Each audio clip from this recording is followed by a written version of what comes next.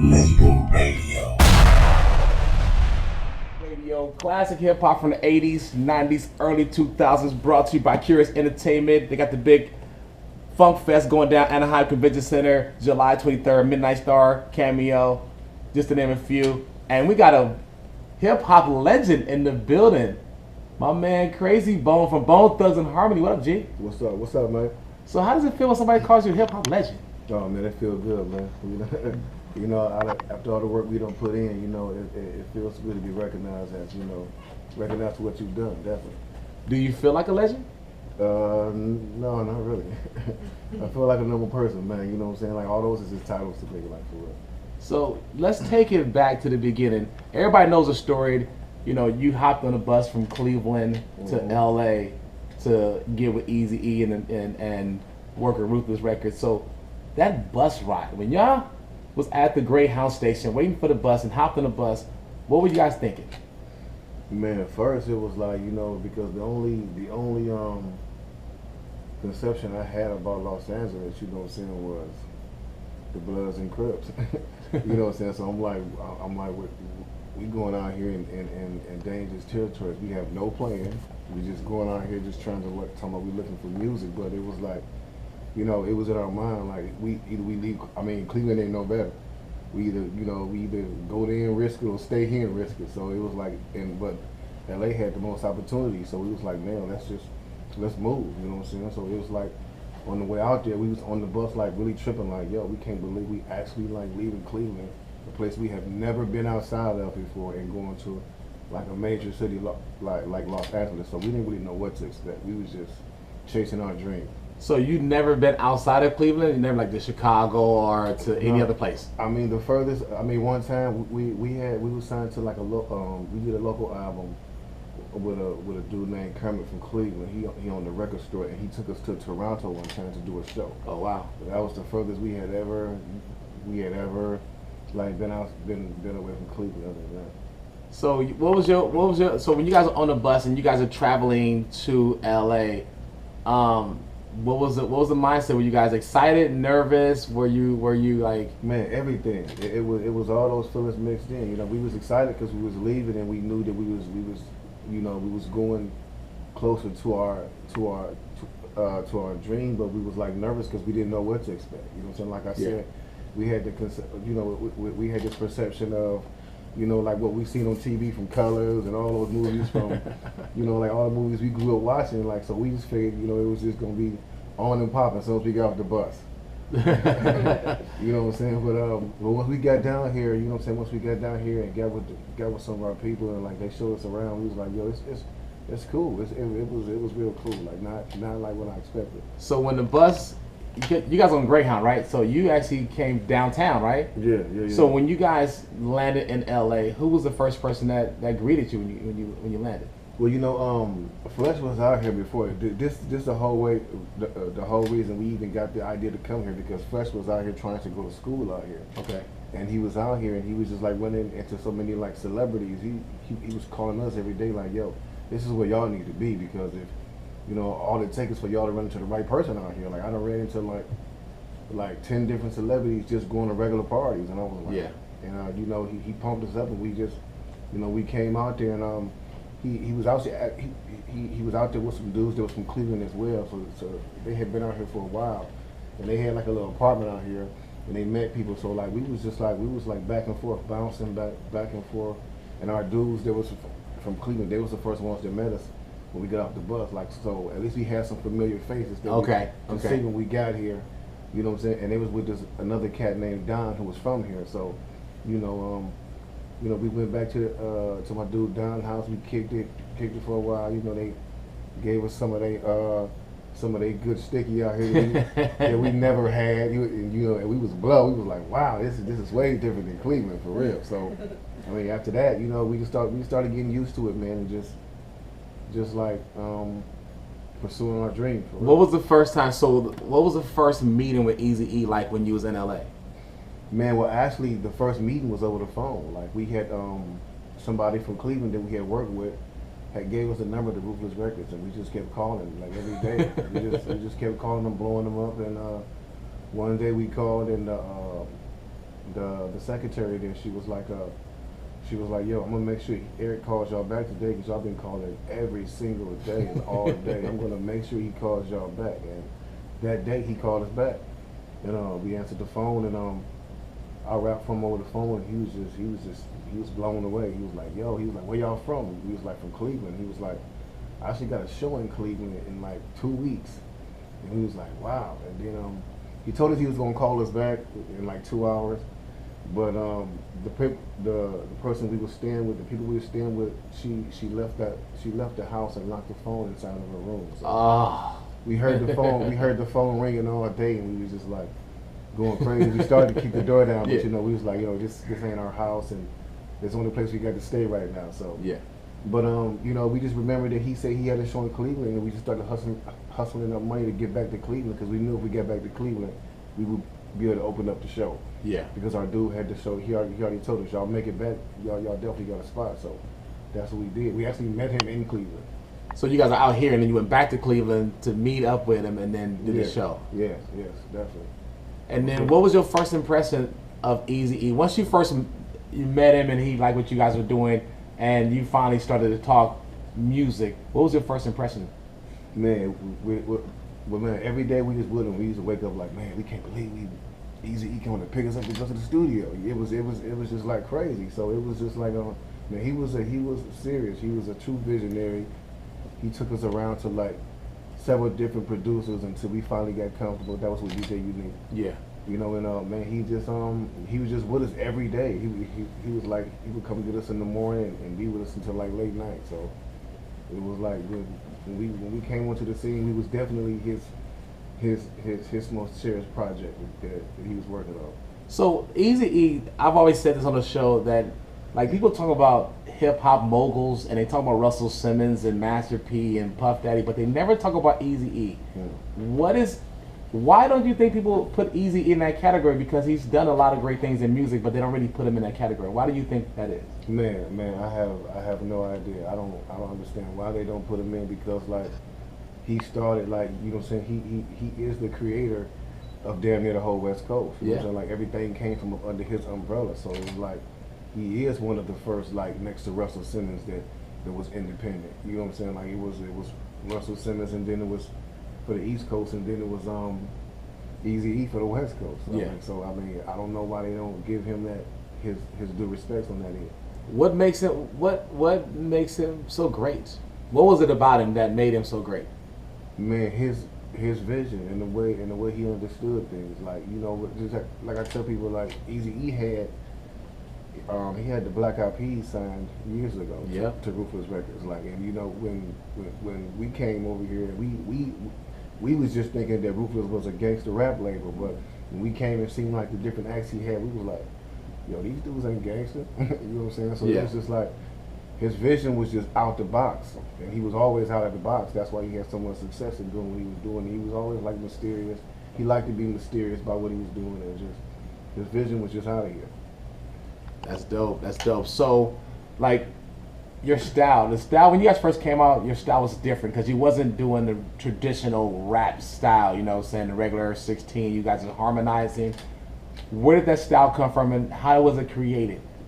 Well, man, that style came from us just being together all the time. Like we spent like so much time together. It was just like we was always together. That's what a bond came from, and we was always like kicking rhymes together. So when one person would recite his rap, do his rhyme, like we all knew his verse like so well. We just all started like chiming in and like doing little ad libs, and then like once you do it over and over again, like, we start learning like where to come in and where not to come in. Yeah. And it started sounding like we were harmonizing, because people would tell us, they were like, yo, y'all sound like y'all, like the Rapping Temptations or something. For real, they used to tell us that in Cleveland, in the hood, and they was like, yo, it sound like y'all like harmonizing. So like, but we didn't like really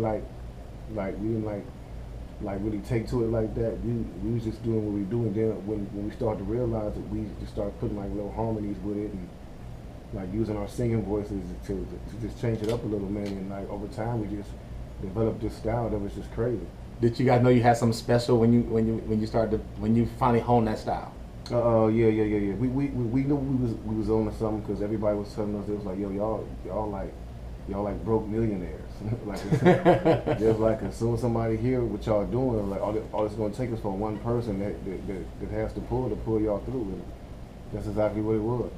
That's dope. So we do music here, so let's get into the very first song that I heard from you guys. Mm-hmm. Now I was in the middle of Inglewood and doing my thing or whatever, and it came on the radio, and I'm like, what the heck is this? Because it wasn't traditional. Yeah. It was Thuggish, Ruggish Bone. Oh yeah. That was amazing. Can you tell us a little bit before we get into that song? Tell us how that song came about. Man, it's crazy how that song came about because like we went to the studio and we was actually in there. We heard the beat and we was doing our we was doing our verses and we was like we took a break. We went outside and we was practicing the hook because we was gonna do the hook ourselves.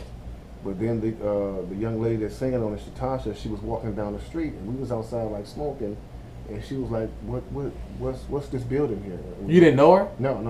Really? No, we didn't know her. She just walked up to us and she was like, what's this building here? We was like, this is a recording studio. She was like, for real? I sing. And we was like, okay, so we was like, sing something. And she started singing to us and we was like, man, we all looked at each other like, yo. We're like, can you sing this? And we told her what to sing. Like, it's the Thuggish Ruggish Bone. And she got to sing. And we was like, hold on, let's go back. Let's go inside the studio. So we went there and told Eazy. Easy was like, yo, what y'all bringing her in here for? Who's this? Like, what is she about to do? We was like, yo, listen to this. So she went in the booth and she got to singing over the thing. And Eazy was like, yo, record her right now. So you found her off the streets, randomly walking down the street. Yeah, walked in off the streets that day and she sang it. It's the Thuggish Ruggish Bone. Wow. So let's get into it right now. This is Bone Thugs and Harmony. Krayzie Bone's in the building. Thuggish Ruggish Bone. White Label Radio 93.5 Katy. Let's go. Yo, this is White Label Radio. Classic hip hop from the 80s, 90s, early 2000s. Right here on 93.5 Katy. My name is Mellow One, and I'm sitting down with a true hip hop legend. Krayzie Bone is in the building. Yeah. My man. So we've talked about the bus ride. We talked about the style and meeting Eazy E. And recently we had Jerry Heller on our show, probably like 6 months ago, whatever. Mm-hmm. And he spoke highly of you guys. He spoke because I guess he's from Cleveland as well too. Yeah. And he spoke highly. What was your first impression about Jerry, and what do you think of him now? Man, he was. I mean, when we first met him, he was Jerry. Jerry was cool. Like he was real cool. He was, I remember meeting him. He was just the first day we went inside the office. Like the first day we got here, we arrived here. We went up to Ruthless Records, and we just remember the vibe because everybody was telling us, it's like, y'all must be the ones, you know what I'm saying? Because Eric is going through all this to get y'all out here, and you know what I'm saying, making sure we take care of y'all. So we saw Jerry, and he was just like, yeah, you guys just have the magic. You have the same magic that NWA had, and it's going to be big. It's going to be huge, and just. It was gassing us up, we was hyped. And there's truth. There's truth behind it. Oh yeah, definitely. There's truth behind it. So you guys have, like, when you think of Bone Thugs Harmony, you guys got a lot of legendary music. But one that stands out to me, being a West Coast dude, I was more into the hip hop, the East Coast hip hop vibe. Yeah. And then when I got Biggie's second album, Life After Death, and heard you guys on that, and actually hearing Biggie flip that style like that, it was amazing. How did the collaboration with Biggie even come about? Well, man, we was all out here. We was out here just chilling, and we got a call from our manager Steve. He called us and he was like, "Yo, Puff just hit me. He said they're in the studio working on Big's album. Want y'all to come through." And we was like, "Man, yeah, what time we there?" We went over there, got there. They had it laid out for us. We went in there. We went right in and like knocked our verses out like bam, bam, bam. And Big was sitting there like, "Yo," he was like, "How y'all do that damn fast?" And we was like, man, we just come and go. So then he took the song. He actually took the song home. He was like, Puff, I'm gonna take y'all to the house and write to it. And we actually didn't even hear the song. We didn't hear the song till the album came out. Because after that, he was like I think like a month later is when he passed away.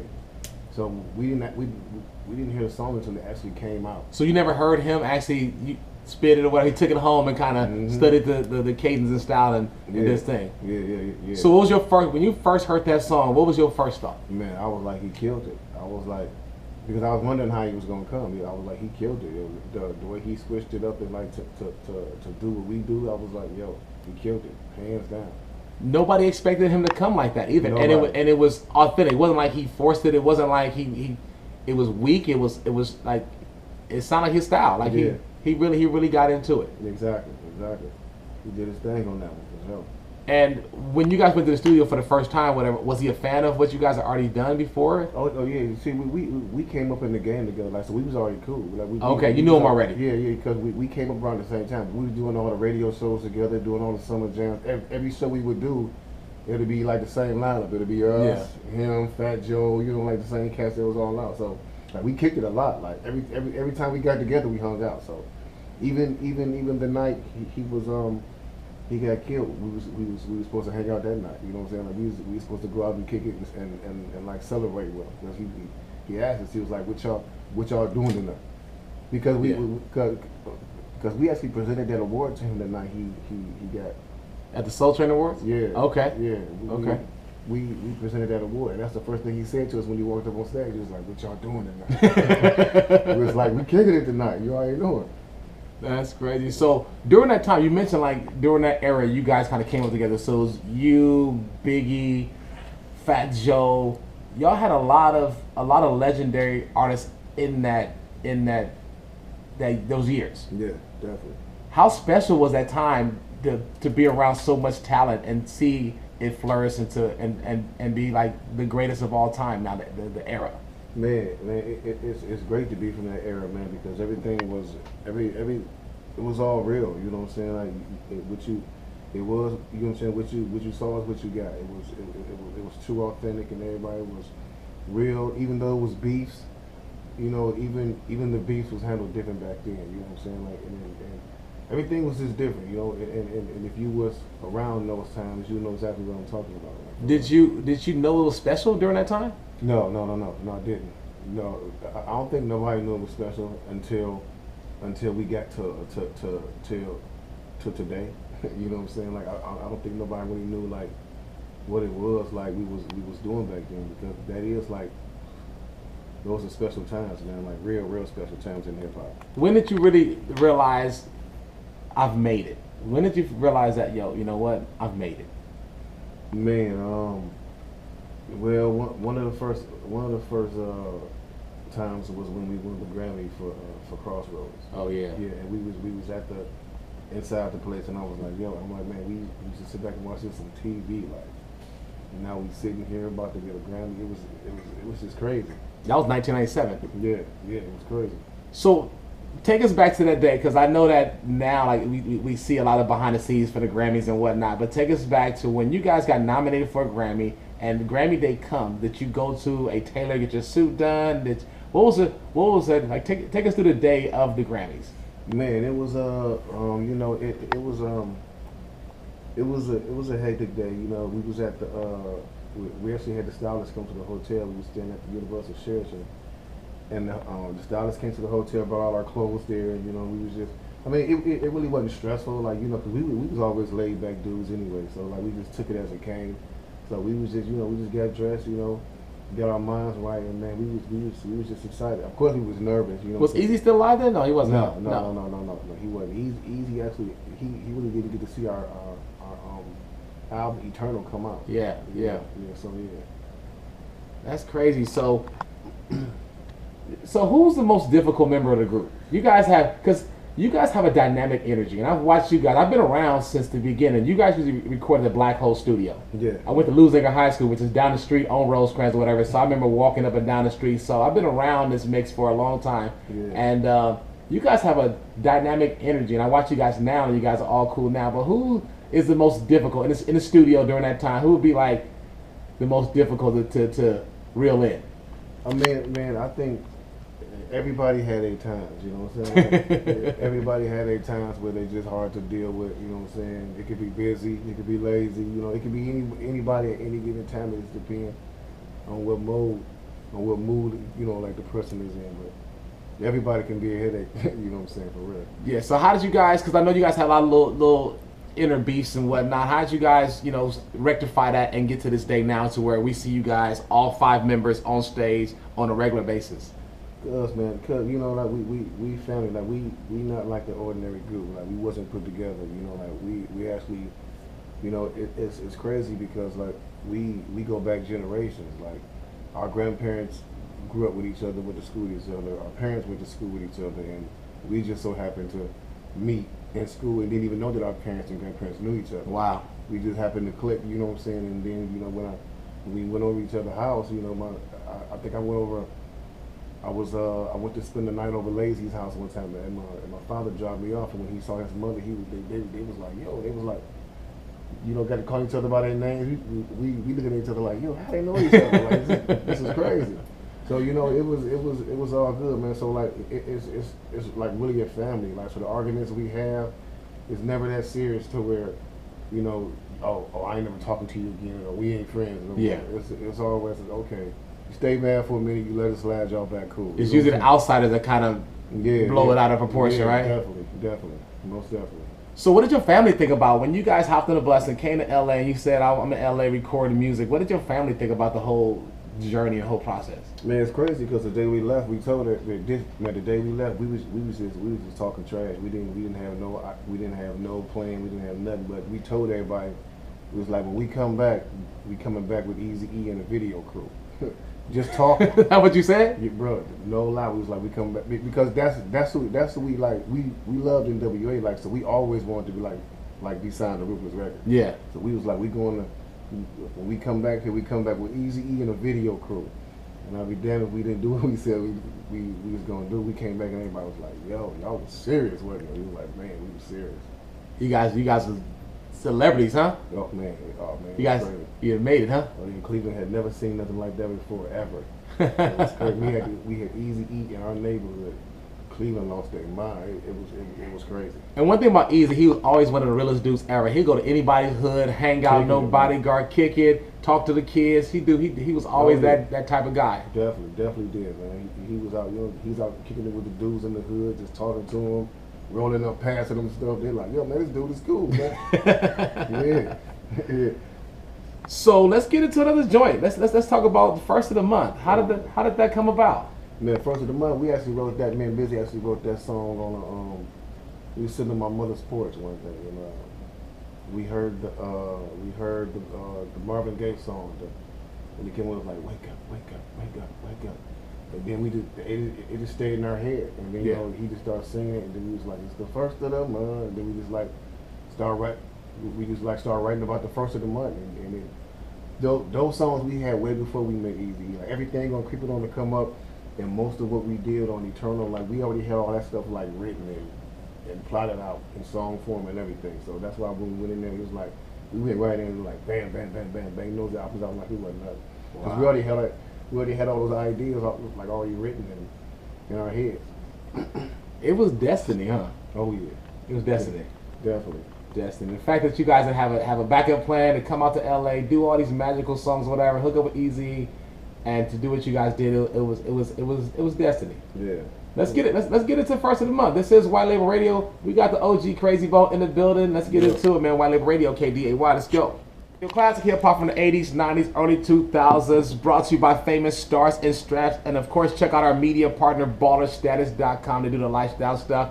And we got still the OGs in the building. My man Krayzie Bone is still here hanging out with us, man. Yes, sir. Yo, so we just heard Chamillionaire and you riding. Yes, sir. And we talked about Grammys. You won a Grammy. So you won a Grammy in 97, and then you won one 10 years after that in 2007 with this song right here. Yes, indeed. When you and Chamillionaire, first of all, how'd you hook up with Chamillionaire?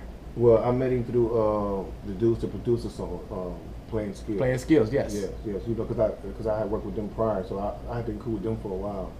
We done a couple songs together, and they called me when I was in we was in Houston one day. I was down there doing some work with them, and they was like, "Yo, this dude that's in Houston is blowing up in Houston, and he a big Bone fan. He told me he was with you, and he wants you to do a verse." And I was like, "All right, yeah, cool. Let's go to the studio." So when I went to the studio and I heard the song, it wasn't nothing on the song but the hook.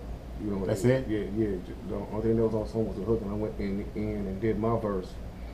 I was thinking that I didn't even think the song was gonna even come out. Like I just did the verse, and I was like, okay, I'm gone. Like, so you did almost like as a favor. I'm gonna come down, do my thing, drop it off, and whatever happens. Yeah. When the studio did it, bam. So like it's like a year or two later, I get a call from Playing Skills. They're like, yo, this song is really the song is really blowing up on the radio out here. Like we're gonna be calling you, like like keeping you posted.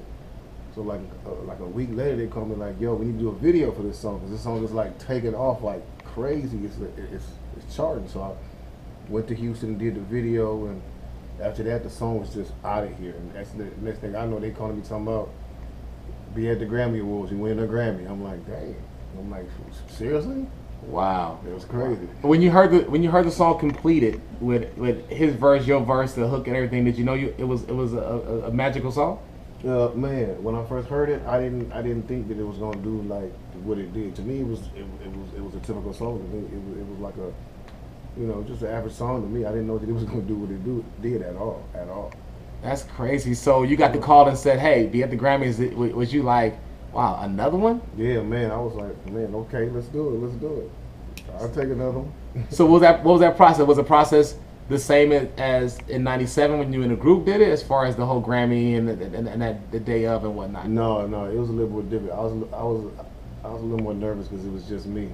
You know what I'm saying? It was just me going to the thing. I was like doing all the camera shots in the red carpet, and it was just me. It was you didn't have your brothers to lean on and help you and crack jokes, inner jokes that you guys know. Yeah. Okay. Yeah, exactly. Okay. So I mean, but it was cool though. It was cool. You know what I'm saying? We went and got the award. Was you shocked that you won?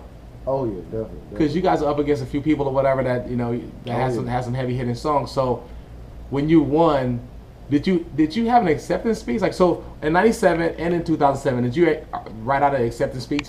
No. You freestyled it?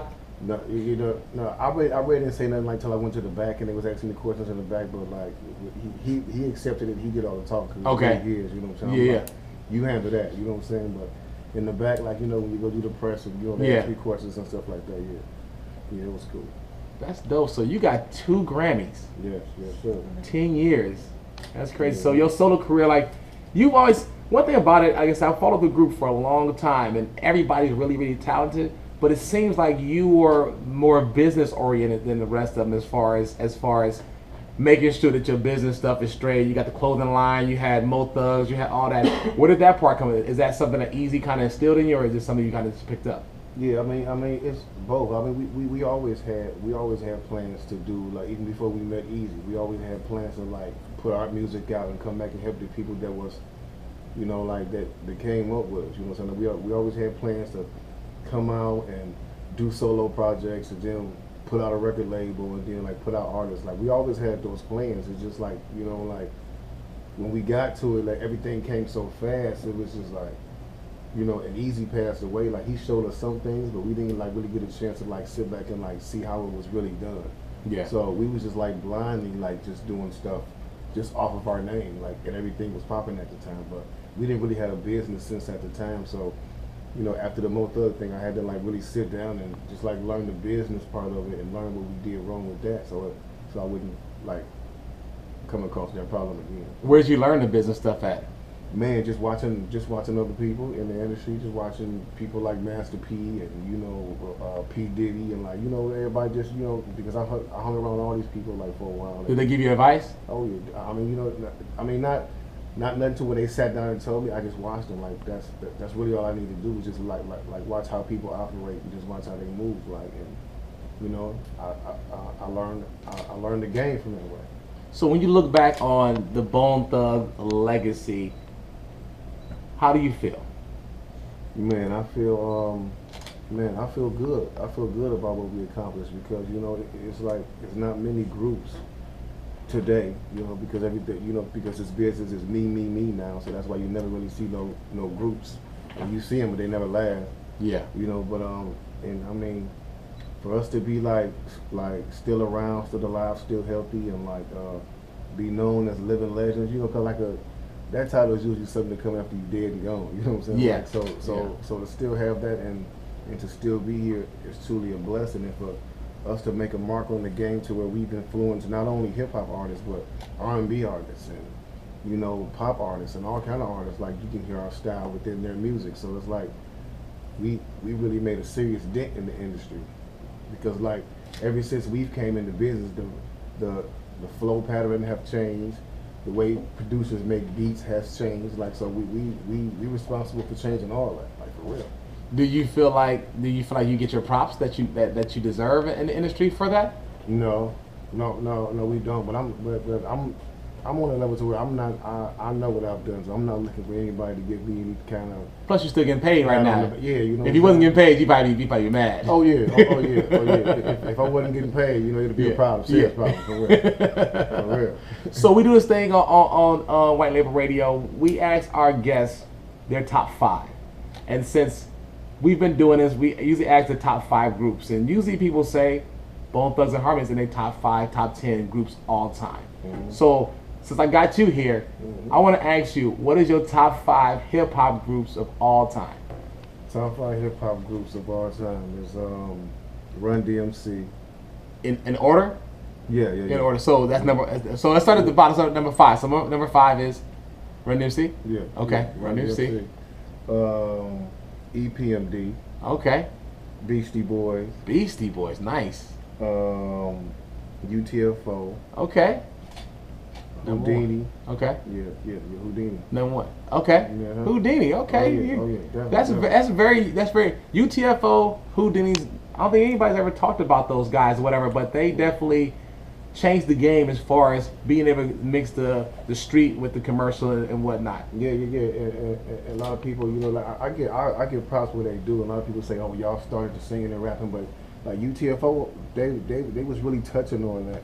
Like way back in the day. Oh yes. You know what I'm saying? Because they was singing their own hooks. They was singing in their songs. You know what I'm saying? So it was like they were doing the rapping and the singing like way back then. You know what I'm saying? Where does NWA rank with you? Oh man, NWA that's just the all time hands down favorite. They just already at number 1. And plus, you know what I'm saying? Like the founder of that group is who discovered us, so we don't even need to mention them. You already know that's the king of the castle. Everybody's kind of fall right behind them. Right? Yeah. Okay. Down, for real. Okay, and why the Beastie Boys? Because people don't really mention the Beastie Boys too often. Man, because the Beastie Boys was dope, man. They was like, you know what I'm saying? Like people talk about like the you know, like white MCs and stuff like that, but they never give these dudes credit because like these dudes been on the scene for a long time, and they was dope.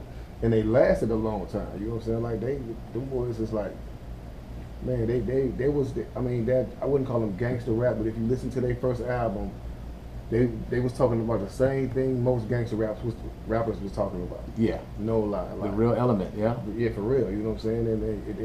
And if you listen to Eazy and NWA, they sampled a lot of their stuff. Yeah, in their music. You know what I'm saying? So. Yeah, early Ice Cube before when he was in CIA was kind of a Beastie Boy knockoff. Exactly. Yeah. Yep. So before we get out of here, let's take it full circle. Let's bring it up to current day. What are you working on right now? Man, I'm working on. Well, I have a album I just released called Chasing the Devil. Okay. It's available right now. You know what I'm saying? I'm out on the road with the group. I'm on the road like promoting a solo album. Working on I have a clothing line. What's the clothing line called? It's called the Life Apparel. Okay. And where can we get that at? Well, I actually have a store here downtown Los Angeles at 1121 Santee Street. Okay. You know what I'm saying? And you can order online at thelifeapparel.com. So. Okay. So you a businessman. Like I said before, you're a businessman, so you stay. And of course, you're on social media. So where can we find you online?